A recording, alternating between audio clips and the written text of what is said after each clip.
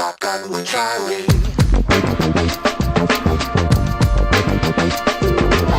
Riding shotgun refers to the practice of sitting next to the driver in a moving vehicle.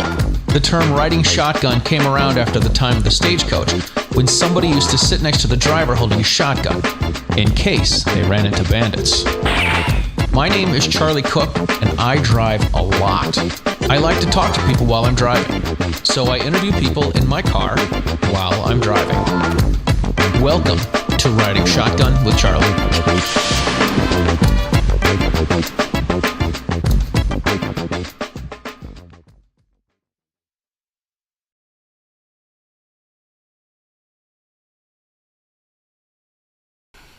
All right, so here we are in the woods of Maine with none other than Jeff Zimba. He did say this was going to be the loudest episode of Riding Shotgun with Charlie. So Jeff, let's take a look what we got. Jeff, tell us what this guy is. This is referred to as the Franken gun. It is it's called the 971D. It has a ridiculous rate of fire. It's running somewhere around 16 to 1700 rounds per minute. It feeds from a 71 round Suomi drum, and doesn't take long for this to go away. And it has parts from 6 or 7 different, more common machine guns in it. But this is actually, I'd call it a one of a kind, but there's at least one more out there. You may have even seen it on television before, but I'm not at liberty to go into detail. But it is certainly not a common piece. Cool, awesome. Let's shoot it. All right, let's do it, baby.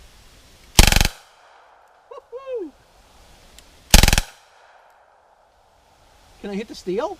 Sure. Can't tell.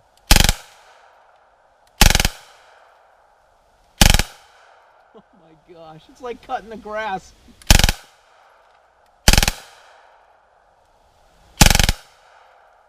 Oh my gosh.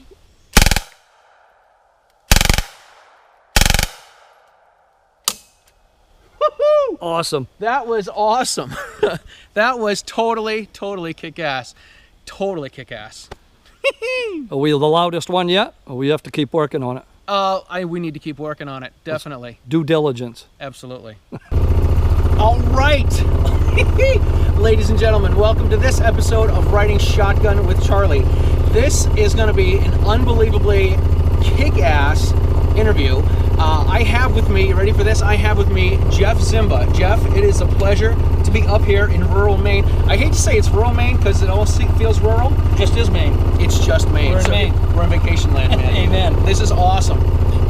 We're going to drive around in the woods. We've got some cool guns that we're going to shoot. I hope the audio is okay for this. And I'm riding without a seatbelt. Holy moly. You got one. You want one? No, I don't want one. All right, there you go. You don't need one. We're in God's country. Let's do it, man. All right. How do we drive? We just go. Where do we go?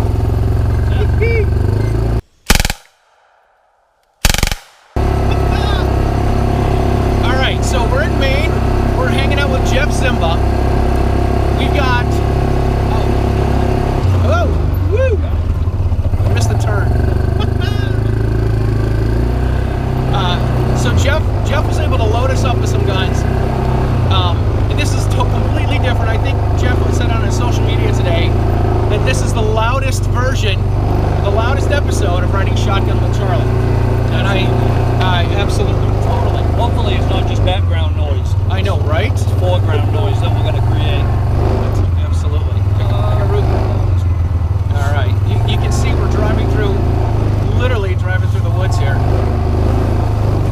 All right, so Jeff, you loaded us up with some guns before we took off. What did you set us up with in the back? We just got the essentials. Just the essentials. For today. We've got a couple hours in the woods. We've got an AK-47. We've got an M16 or a P416, the Patriot Ordnance Factory version.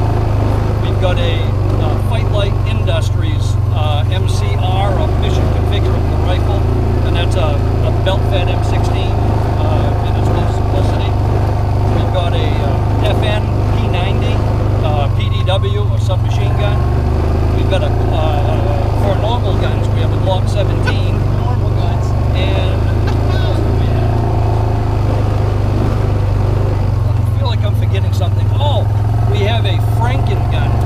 We have a 971D. And this thing is just a crazy fast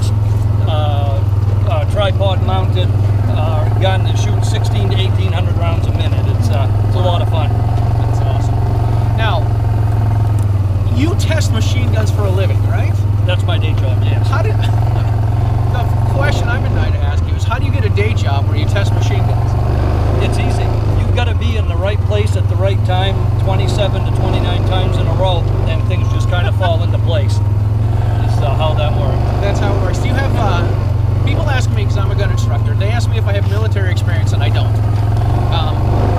My game plan was to be the lead trombone player for KISS. Absolutely. But KISS doesn't have a horn section, so that job never happened. I'm with you. Were you in the military? For about a half a second. About a half a second. Yeah, my plan was. Whoop. Got it. Woo. That's not good. Good catch. Just the camera on the front just dropped off. Yikes. It's working? Awesome. So yeah, my plans upon graduating. Yeah. Actually, it started in my junior year. I was going to join the Navy and career out in the Navy. So I never made any plans beyond high school. I never took SATs. I just took my ASVABs. I was in the delayed entry program for 9 months. And 10 days after graduating high school, I shipped off to basic training in Great Lakes, Illinois. And within, I don't know, 2 months or so, I had destroyed my knee, and they gave me an option of going home, in their words, going home in a wheelchair or just going home. So That's not a hard one to take. Yeah, Right. I went home and had absolutely no plans whatsoever. Wow. None. And it was pretty devastating because that's what I wanted to do. Yeah. But everything came together quite well. I wouldn't change a thing at this point. That's cool, man. So what did you do after you got out? Like, because you manufacture some of your guns yourself. Right. So did you, in high school, let me ask you this. You've written a lot of articles, you've written a book. Yes. Were you good at writing in school? I hated writing. You hated writing. I hated writing. I hated English. I hated grammar. I didn't like anything to do with school. Yeah. And I'll say that in all honesty because I've got a 13-year-old and he doesn't like school very much either. But he's good at it. At least he's good at it. He's been on highest honors for a few years. This is a crossroads right here. You can go. Yep. Perfect. Woohoo! He's been on highest honors for a few years. I never. He must take after his mother because I never had grades like that. Yeah. But no, I never really enjoyed it at all. I didn't find my voice until I became an adult. Yeah. You know, the old saying is if you're under 20 and not a liberal, you don't have a heart. Oh yeah. And if you're over 30 and you're not a conservative, then you don't have a brain.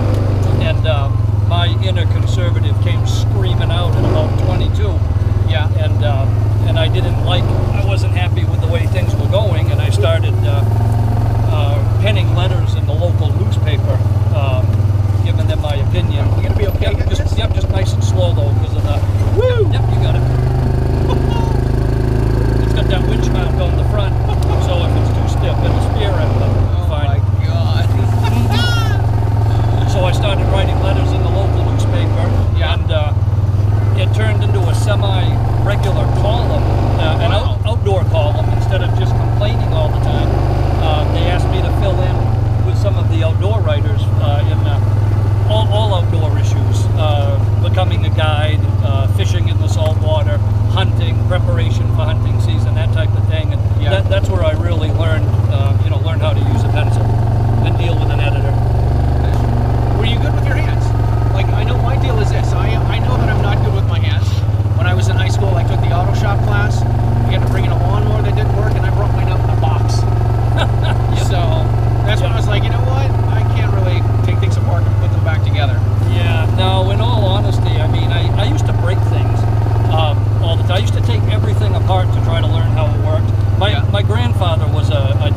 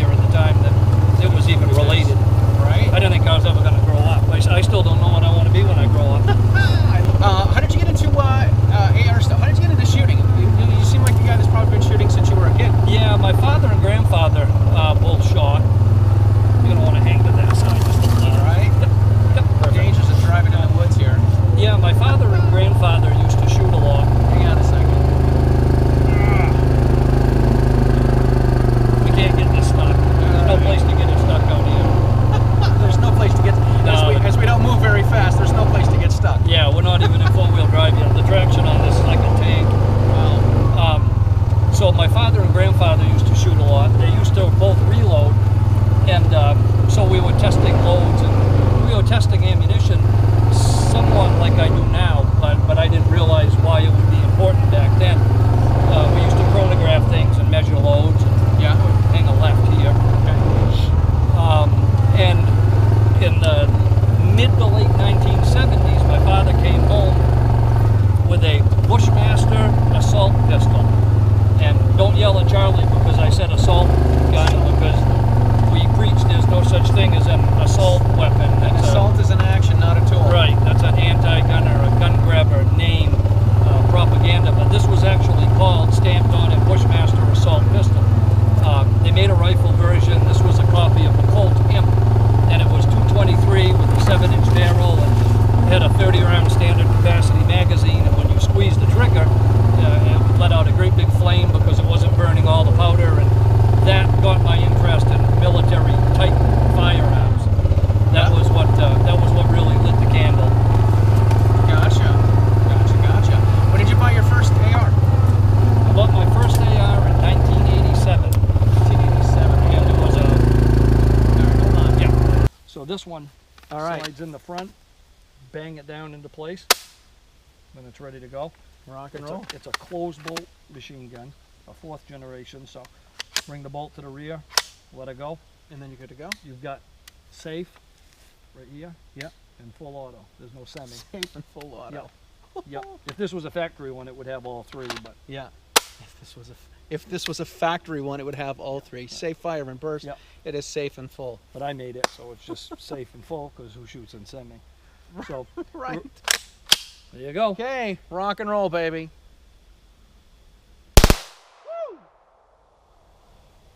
Hey, the green dot went out. Mm-hmm.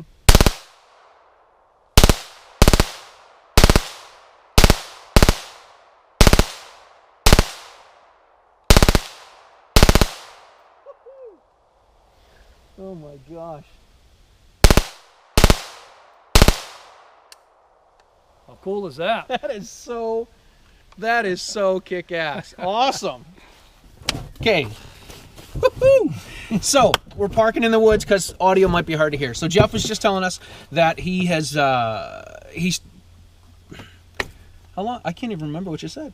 I bought my first AR in Bought your AR. 1987. 1987. That's Yep, it. Okay, yep. cool. It was a Colt. Excuse me. It was a Colt SP1 model. Paid retail for it. I think it was $750 at the time. Wow. And that didn't really start anything new, but it fed an interest that I already had. Right. That started with that Bushmaster, back in the 1970s. Mm-hmm. And I was fascinated by it. I didn't know anything about it as far as how it worked. I went to visit a friend who also had Colt ARs, and I asked if he could take me through its basic mechanisms, and within seconds he had it all apart on the table. Wow. And I thought it was destroyed. I said, man, you ruined my nice gun. I mean, if we did that with a Remington 742 at the time, I'd still be putting it together today. Oh my gosh. But of course, the military type guns, or the semi-auto versions of the military machine guns, Right. they're made for that. They're made to be able to take apart easy. I mean, you really don't need any tools to speak of. Yeah, I know. With my AR, you just pop out the pins, like you push it with your thumb. Yeah, pull them right out. there's nothing there. And that became an addiction right away. He told me, and again, back in the 80s, there weren't many different configurations available for it. There was a carbine and a rifle, and then the Department of Energy had a 9mm version that was made for the DOE that had a short barrel.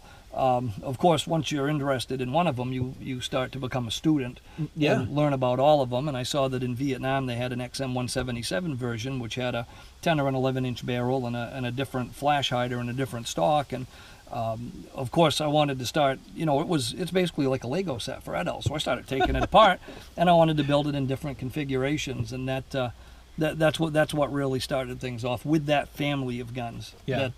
I don't know how it happened, but I ended up sliding into becoming an AR aficionado, I guess. That particular type of firearm, much more so than any of the other ones. Gotcha. And I enjoy a lot of the other ones. It's just for some reason I've been channeled into the AR lane, AR and stuff. that's what I really specialize in. How did you? Okay, so we got that you started writing for local papers. Correct. And had an outdoor column. Correct. And that got you not into writing, but it got you into writing, so that you found your voice, like you said. Yeah. How did that lead to like your book? Well, Evolution of the Black Rifle is a bunch of articles from Small Arms Review. Yeah, that was for 15 years. I was the production manager and art director, as well as a regular editorial staff member and contributor to Small Arms Review magazine. And I wrote a lot of different articles. After I decided to move on from the magazine and started working on these projects myself, I was approached by a publisher who had looked at collections of things I'd written over that period of time, and he said, you have enough articles just on this one weapon system that we could do a book on that. It's so unique and interesting, and at the time it was just becoming, America's sweetheart. It was becoming a really popular gun. And so we decided to go in that direction, and it was good thinking on his part. I mean, in the 80s and early 90s, I had an AR in my the back window of my truck quite regularly. That's part of living. You can't do that everywhere. No. In the state of Maine, it's fairly normal. I mean, Maine is the home of the machine gun. The first machine gun fire on Earth happened here in the state of Maine over Lake Wassakeag by Hiram Maxim before he was knighted. So we've got a long history with firearms, especially military firearms. And even with that history, back in the 80s and 90s, early 90s, if you had an AR and you showed up at the gun range, when we were first coming under this first big assault by the gun grabbers, where they didn't want to take all of our guns, just certain mean-looking certain ones. Firearms, right. We actually had other gun owners, and they'd say, if it wasn't for you guys with those guns, they wouldn't be trying to take away our other guns. And we know that's not the truth. I mean, history has proven it at this point, but even back then we knew that wasn't the truth. If it wasn't for us and those guns being at the lead of the battle, fighting back, they'd have everything by now. We were forced into a defensive position instead of an offensive position. And, here we are a few short years later, and the AR-15 is the most popular modern sporting rifle in the entire nation. Yeah, it is. Walking through SHOT Show a few years ago, it was obvious that we were ahead of our time. You look at booths like High Standard and Charles Daly and Smith & Wesson and Ruger. They all have their own AR-15. Those are names that were synonymous with, gentlemen's hunting guns, trap guns. And, they could see the writing on the wall. There were also about 20 AR-15 type manufacturers back then. And right now there are over 700. Wow. I mean, everybody makes one. Yeah, this rifle system has shot through the moon in popularity. Yeah, it's interesting. You were just talking about how it wasn't accepted at one point, and I remember a few years ago, and I got to tell you, when I first got your name from Clover Lawson Palmer LLC. Good to see you, Clover. Thanks for making this happen. I thought she said Jeff. Oh my gosh, what's his name? Jeff Zumba? Oh, Jim Zumbo? Jim Zumbo. Yeah. That's who I thought it was, because I know he took a lot of flack a few years ago. Yeah. When he came out and said the AR was, a terrorist gun or something like this. Yeah, it was one of those typical, who needs an AR-15 kind of statements. And when you get somebody in our own industry, someone that's looked at as a professional that has a legitimacy in in their voice in our community, the gun grabbers jump onto that and ride it across the finish line. Absolutely. Because if even members of our own community, which he obviously was not, agree that it's a bad gun, then it must be a bad gun, and they'll latch onto him until he's out of fuel, and that's what happened. He was well educated. I'm happy to have been part of the group of people that helped to educate him and bring him back to the front. Very cool. And he's since retracted that statement with zeal. But yeah, I get, because it's the same initials and an odd last name. I hear that a lot. I know. I was a little confused at first. Doesn't take much, I got to tell you. For a guy like me, it doesn't take much at all. You're in good company.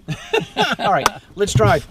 All right. We're going to come back. I don't know if we're going to get anything, but the cool thing about editing is you can speed right through all this crap. Amen. Whatever you see, we meant to do that. That's right. So where we're at is it your property? Does it belong to a club? Nope, this is mine. This is yours. Yeah, Awesome. This is my back 130.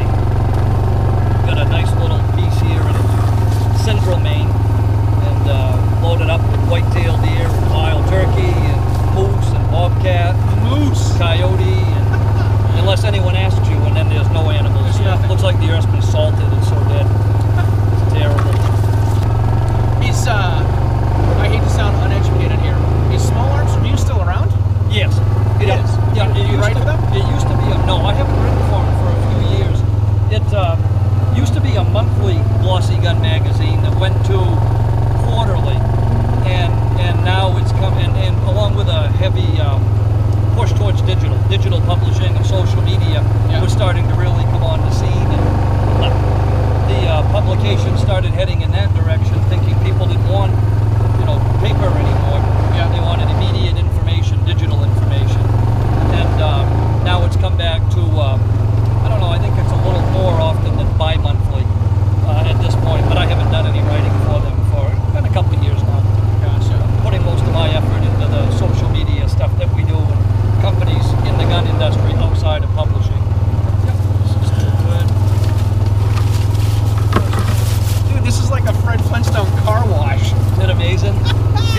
off the lead. I know. How about an Uzi? Everybody likes it. Everybody loves an Uzi. Uzi do it. Uzi does it. Oh my gosh. It is an original, time-honored Hebrew hose. Look at that. It even has safe and fire in Hebrew. Yep. That's from That's the wild. All right, motherland. let's screw this up. So, okay. Your selector on this side. Yep. This is safe. One forward. See, it never goes there. It goes right to full. Safe, semi, and then full. No, it's Is on all the full. way. It's on full, semi, and safe. Nice. So, maybe not all the way. Wow. Isn't that a weird feeling? You sure it's not going twice? Just once. That is wild. It sounds go. like it's clicking twice, Yeah, even though I hear one pin. Just once. Yep. Wow. Now slide it the rest of the way. Now you can go twice or three times. All right.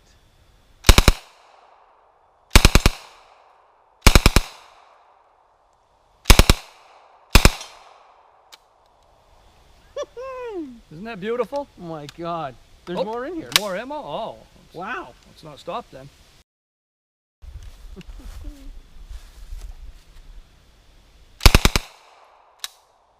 I think that's the end. That is the end. Yep. Woohoo! Bring that one back. There you go. Locked back. How cool is that? Dude, that is so cool. That is awesome. Thank you, sir. You're very welcome. Having several articles in local newspapers, I was approached by some of the regional trade publications, the outdoor publications, and asked to submit a column, a regular column for some of those.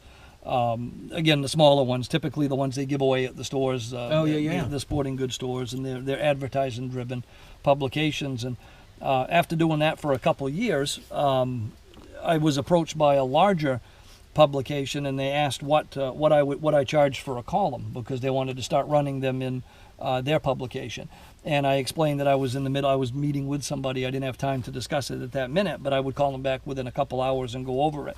And of course, I wasn't in a meeting with anyone. I had no idea what to tell them. Right. So I called a friend that had written for a similar publication and said, "Hey, Judy, what do I charge? What do I ask for this? Yeah, How much is this worth?" I'm just happy that nobody charges me to spread my propaganda, you know. Right. And so she gave me a number, and I followed that number, and that's where it actually started. That was my first paid gig for writing, and everything just kind of snowballed from that point on. You get to Gotcha. actually learn. Excuse me. You actually get to learn the industry from that point on, because you're inside of it a little bit, and and then I started writing for specific trade magazines, the gun industry. That was the industry that I was real passionate about. Right. And in a lot of the regular ones, the Shotgun News, and at the time Machine Gun News was a larger one. A lot of the Harris publications, Right. the Guns and Weapons for Law Enforcement. Yeah, they do a lot of gun magazines. Yeah, a lot of specialty ones in that industry. And then I've had some articles published in Germany, in a magazine Wow. called Army, ARMI, and one in South Korea called Platoon. Wow. That started picking up real specialty pieces we were doing when I started doing technical writing on firearms, and debuting things that maybe hadn't been seen before. Right. Those are the kind of articles that those type of publications wanted, as well as maybe action reports from different events that go, firearms related events around the country. Cool, man. That's way cool. So you only have a couple months of military experience. Yeah. Do yeah. people? Let me ask you this: do people find that? How do people take that? Because I know there's some guys that have police experience, and I know a lot of people that I teach only like to learn from a cop. And I tell them that not all cops are gun guys, and they think that's Right. kind of strange. But you were in for a short time, but Right. you're working with all these military guys. I was in long enough to get a benefit from the VA, and that's where I get my health care, and that was it. But no, I don't have any practical military experience. And yeah, people usually are surprised because they associate the industry with military. Yeah. And there are a lot of people that like to utilize their military history or record as a selling point because it's so absolutely. popular. You get others that like to embellish it, and you see them called out regularly too. Sure. But no, I don't have any practical military experience at all. And the work that I do now, it's ironic. I've spent a lot of time working with the military, not in the military. Right. Now you've worked with all 4 branches or all 5 branches. Yeah, I've done and I've got a lot of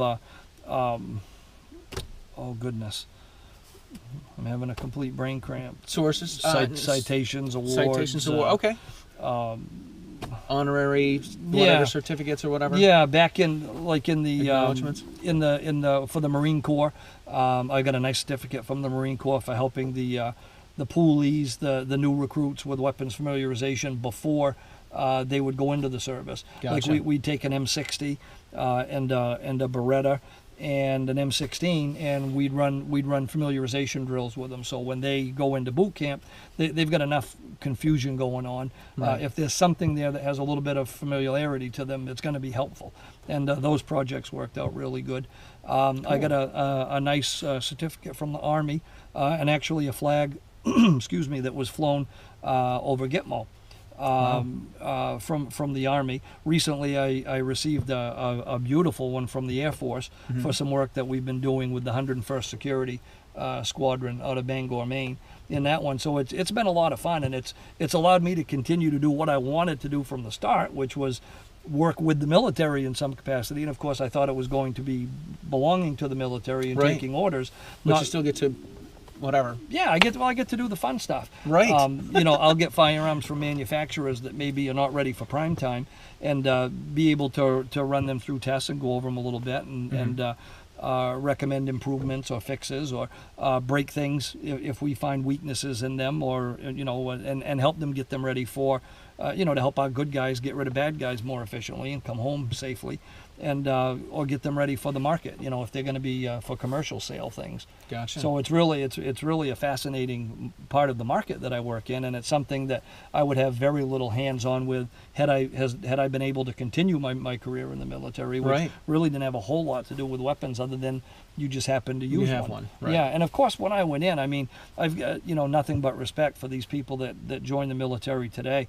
Since 9/11, everybody that enters the service knows they're going to be deployed somewhere, and as much of a hard time as this generation gets, I mean, my hat's really off to them. They're all enlisting knowing that they're going to be deployed, and it's going to be probably in an unfriendly area. Yeah. Not so much today as it was 10 or 15 years ago, but it's still there. They're all going somewhere. Still going somewhere. When I enlisted, there was nothing going on. I didn't do anything brave. I wanted to join the military because I thought that'd be a nice thing to do. I had a lot of uncles, and my grandfather was in the military, and it just seemed like a nice thing to do, to serve. Was I prepared to go to a conflict area if it came up? Of course, you're joining the military. But today, these young guys are joining up to go. Right. So, salute to those guys. God bless them, totally. All right, let's drive some more. All right. Woo-hoo. This is great. Yeah, we're our own best police. I mean, you look at our industry polices itself better than most industries because of the amount of flack we get when something goes wrong or somebody misuses one of the instruments that we use properly all the time. Yeah. And look at the National Rifle Association, for example. Their association has to is called out as being guilty or responsible for things that its members never do. Yeah, its members are not involved in any of these bad things that you see. That is one of the most frustrating things. Yeah. Because the anti-gun people, there's 3 types of people. We have the pro-gun people, the non-gun people, and the anti-gun people. Right. And the anti-gun people assume that if somebody's a gun owner, or if they have a gun, that they're a gun owner. But, having a guitar does not make you a musician. Absolutely.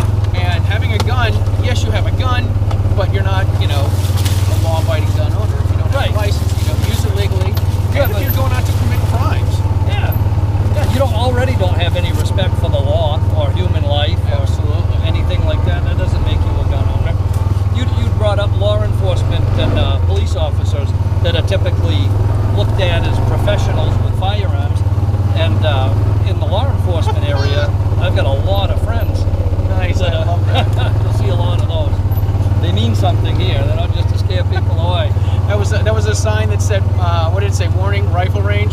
Rifle range, yeah. No trespassing? Landmines, impact area, explosives. All the fun stuff. All the good stuff. All right, what is This will bring you up to, that's one of my shooting shacks. All right, my let's go to hunting the barn. shooting shack. Jeff's checking out all the cool stuff that he brought with us that we could shoot. He's got a couple different M16s Yeah. and an AK. This is probably the easiest one, but it's the loudest one. I mean, it's so loud Let's that do it. you feel it in your face. Oh, nice. Oh yeah, it's To rack the cavities? oh absolutely. Yeah. And it is loud. It is brutally loud. There's a lot of gas port erosion. That muzzle brake is more tuned for rise than it is for sound, and I just don't want it to catch you by surprise. On the handgun? Yep, because you're going to have to pull it down. All right. Oh, dude, that is loud. A lot of fire, a lot of noise. Wow, dude, that muzzle flash is huge. Yes, sir.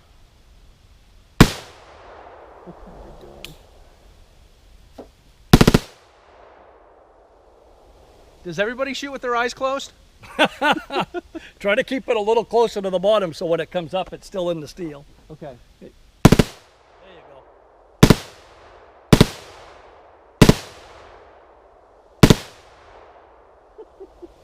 Isn't that unbelievable? Dude, that is awesome. Yeah, it is. That is awesome.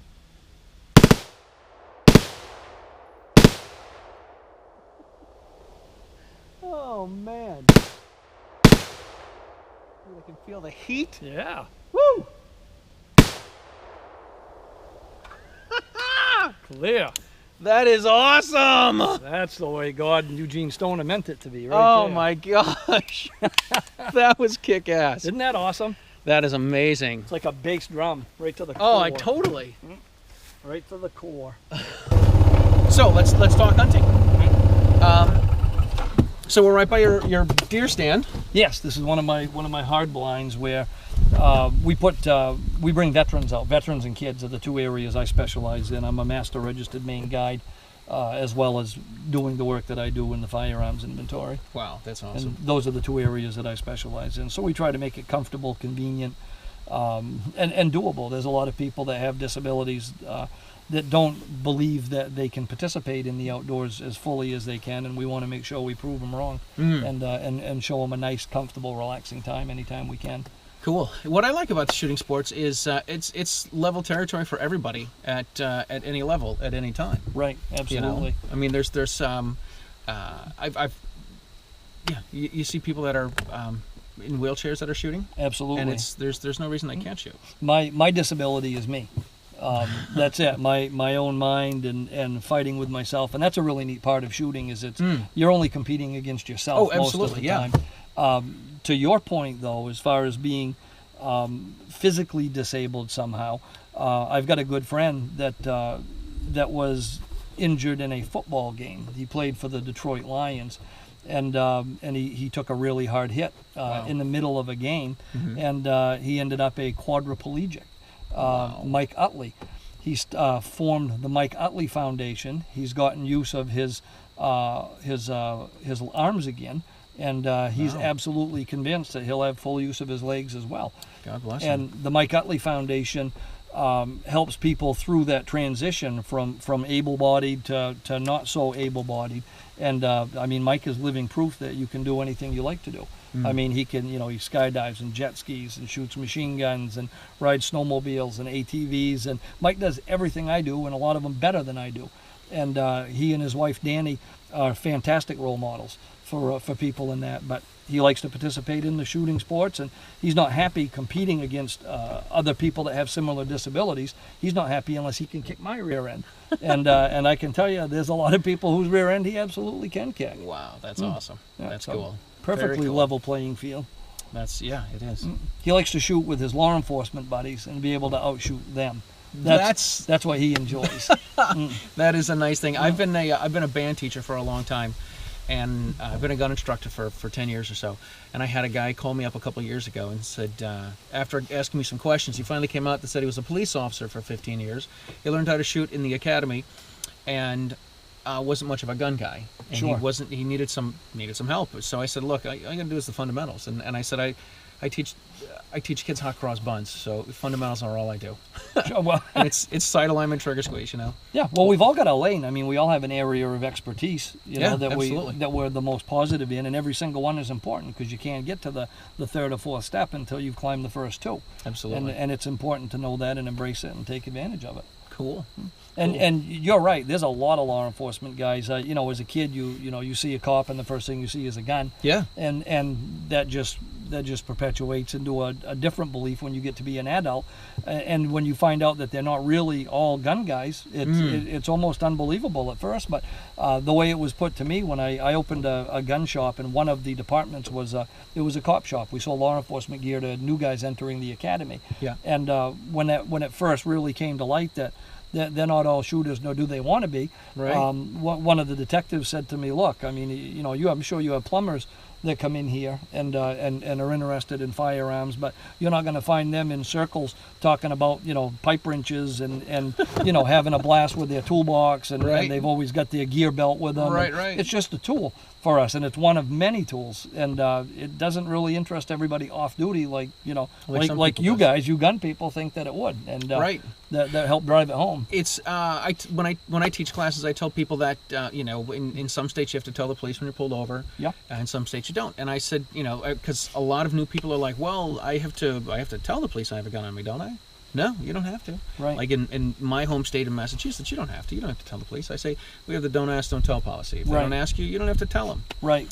Because I say some cops are gun guys and some guys aren't gun guys, and some guys are cops because their dad was a cop and their uncle was a cop and their brother's a cop, but it's just, you know, being a cop in the family, and that's certainly nothing against people that do that. Obviously. Sure. Yeah, it's a lot like But- military families. You know, it's following a tradition and an interest in public service. Yeah. And that's very similar. The brotherhood of law enforcement as the brotherhood of the military people. Absolutely. Cool. All right, let's do this. We can shoot anywhere. We're gonna do some shooting. What do you guys think of that? Woohoo! Absolutely. We're in This is a dumb question. Where can we shoot? Let's hit the long range and Okay. and set up for one of the areas that we'd like to shoot, and we'll see if we can get on some steel at whatever distance you let's think we do should it. be at. Let's do it, man. Shotgun with Charlie. This is too cool, man. I love driving this. Nice and smooth. We'll go anywhere. This brings you right out in the range. This is the 100-yard area, and then the 200, 300, 400. Wow. And we can just set up anywhere where we're not shooting from a bench anyway. All right, let's shoot here. Sure. All right. So now we are going to do some shooting. Let's shut these off. Leave them on. No, we're gonna shut them off. 'Cause we're gonna be Anything, out yeah, there. we'll turn around. We can shoot from the mount behind it if you want Oh. to shoot to the rear. We can shoot, position them where you want them to be if you want to get us shooting at different angles. Whatever you want to do, man. Oh, hell, I don't even know. Let's shut this I'm riding off. shotgun with Charlie. I love that. And you want to lean forward a little bit more than normal. There you go.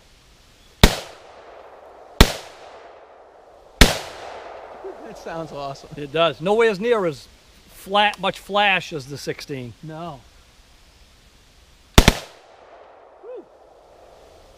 See the difference?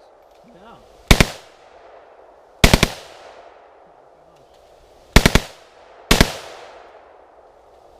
That's it. That was incredible. Isn't that beautiful? Oh my gosh. Left one. That was awesome.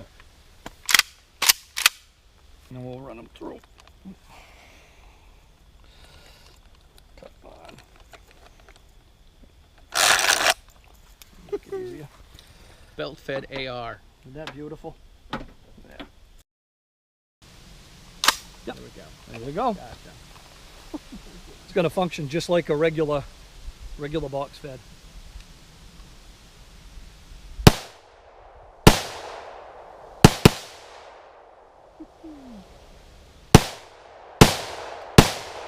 This is awesome.